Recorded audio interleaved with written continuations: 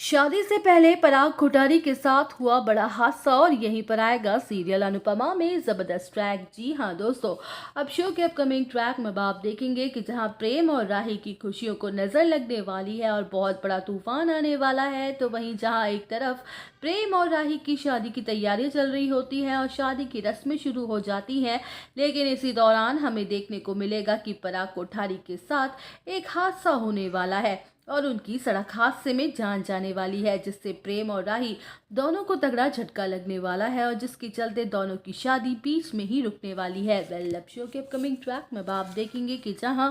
शादी की रस्में चल रही होती हैं कि तभी पराग को एक इम्पोर्टेंट कॉल आ जाता है और जिसके वजह से वो शादी की रस्मों को बीच में ही छोड़ के चला जाता है। तो वहीं अचानक से बीच रास्ते में पराग कोठारी का खतरनाक एक्सीडेंट हो जाता है, जहां प्रेम और मोतीबा वहां से गुजर ही रही होते हैं। तो वहीं उन दोनों की आंखों के सामने ये खतरनाक हादसा होता है, जिसे देखकर उन दोनों के पैरों तले जमीन ही खिसक जाती है, जहां प्रेम बिना देर किए सब कुछ छोड़ छाड़ कर तुरंत ही पराग को हॉस्पिटल लेकर भागते हुए नजर आएगा। वेल, शो के अपकमिंग ट्रैक में आप देखेंगे कि जहां पराग कोठारी की हालत हॉस्पिटल में काफी ज्यादा बिगड़ती जाती है और पराग कोठारी अपनी आखिरी सांसें ले रहा होता है, तो वही पराग कोठारी को भी समझ आ जाता है कि शायद अब उसका वक्त आ गया है और उसकी जान नहीं बच पाएगी। उसे इस बात का भी एहसास होने लगता है कि उसने प्रेम और राही के साथ बहुत गलत किया है। जहां पराग मरने से पहले अपनी गलतियों को सुधारना चाहता है, इसलिए वो